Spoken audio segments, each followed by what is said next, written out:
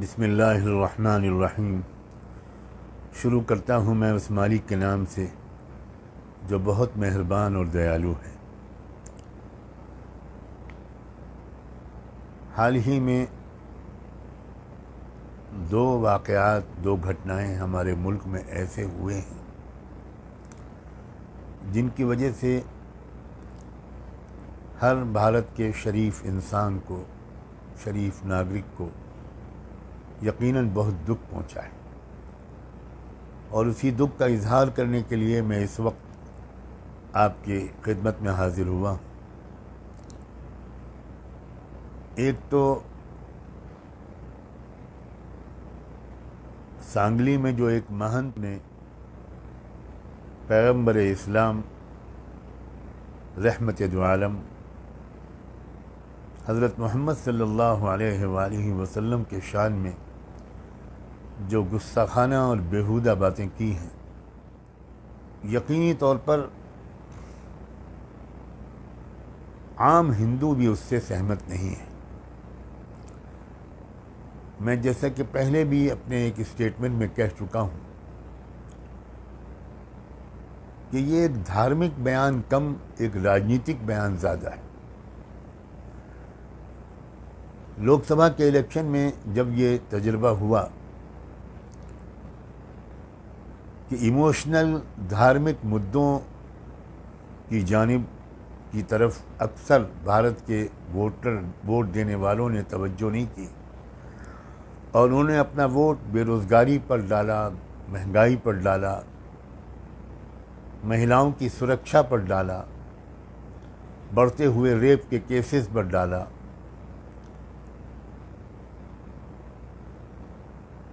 رام مندر میں جن بڑے بڑے گھوٹالوں کی خبریں آئیں، اس کے خلاف اپنے غصے کا اظہار کرنے کے لیے ووٹ ڈالا۔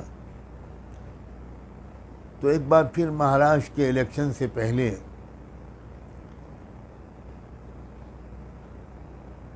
یہ کوشش کی گئی ان مہنت کے ذریعے، جن کو ایک دھرم گرو ماننا میرے لیے تو ناممکن ہے، انہوں نے ایک ایسا ایشو چھیڑا جس کی وجہ سے ان کی یہ کوشش تھی، جس کے ذریعے کہ مہاراشٹر میں ایک بار پھر ہندو مسلم نفرت کے جذبات بھڑکیں، مسلمان ریئیکٹ کریں، پروٹیسٹ کریں، آواز اٹھائیں، اور اس کی وجہ سے ہندو مسلم نفرت کی بھاونائیں اوپر آ جائیں، دوسرے ایشوز پیچھے چلے جائیں، کسانوں کا مسئلہ پیچھے چلا جائے۔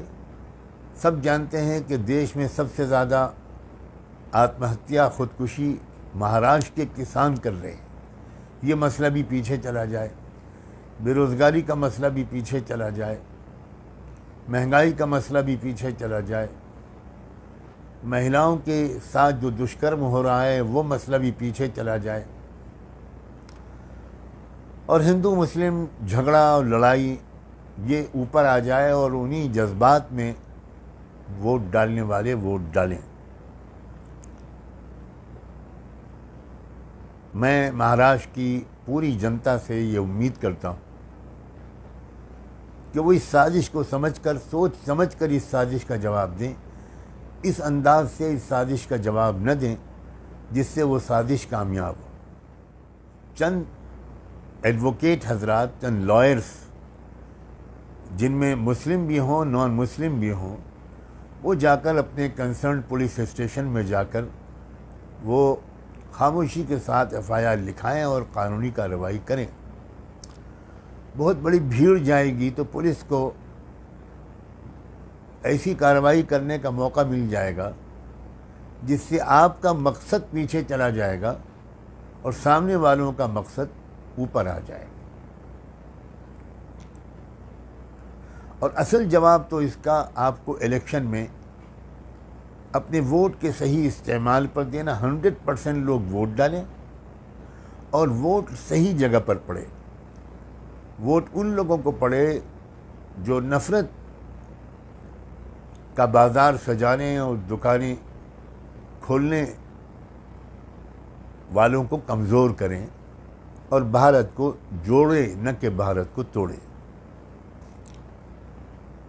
ایک اور جو واقعہ ہوا ہے، شیواجی مہاراج کا جو پتلا گرا ہے، جو رپورٹس بعد میں سامنے آئیں وہ یہ آئی کہ اس پتلے کے بنانے میں بہت کرپشن ہوا ہے۔ جو دکھ کی بات ہے وہ یہ ہے کہ جو دیش کے مختلف سماجوں کے خیال میں جو مہاپرش گزرے ہیں، ان کی یاد میں جو پتلے بنائے جاتے ہیں اس میں بھی بے ایمانی ہوتی ہے۔ کتنی شرم کی بات ہے۔ میں پتلا بنانے کے حق میں نہیں ہوں۔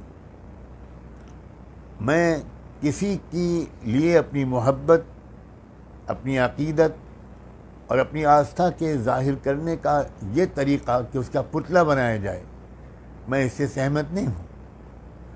میں یہ سمجھتا ہوں کہ اس مہاپرش کی جو اچھی شکشائیں اور تعلیمات ہیں ان پر ایمانداری سے عمل کرنا، یہ دراصل اس مہاپرش کی عزت کا صحیح طریقہ ہے۔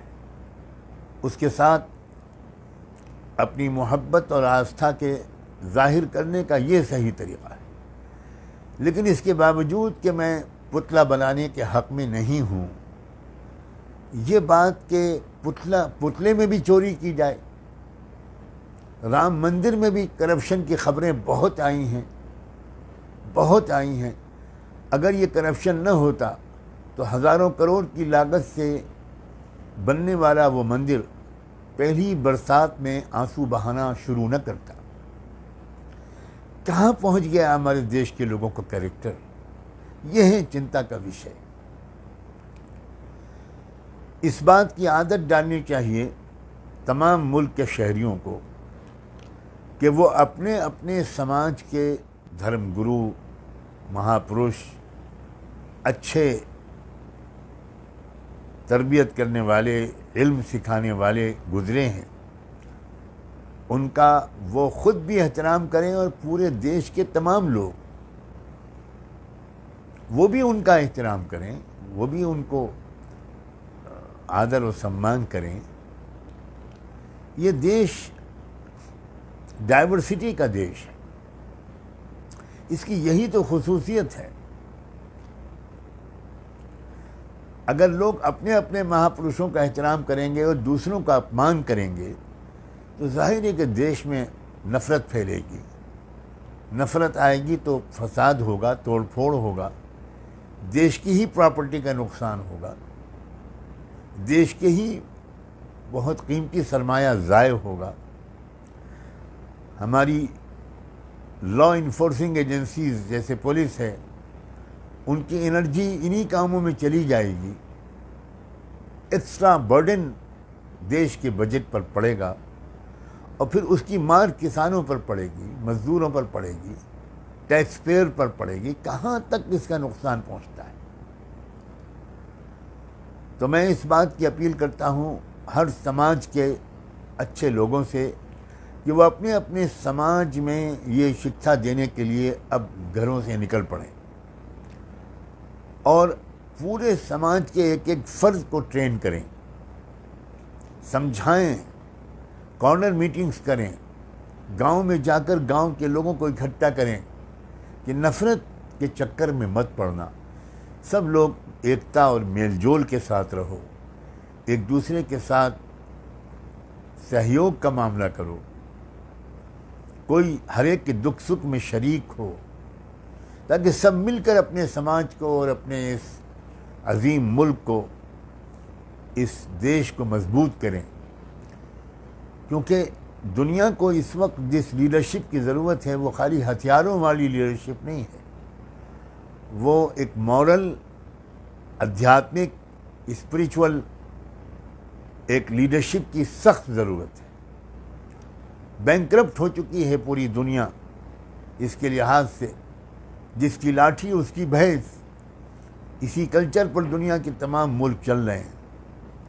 یہ ملک جو گاندھی کا ملک ہے، یہ ملک جو حضرت خواجہ معین الدین چشتی کا ملک ہے، حضرت خواجہ نظام الدین اولیاء کا ملک ہے، حضرت خواجہ گیسو دراز کا ملک ہے، بابا گرو نانک کا ملک ہے، مہاتما گوتم بدھا کا ملک ہے۔ اس ملک کو تو کم سے کم اپنی پہچان بنانی چاہیے،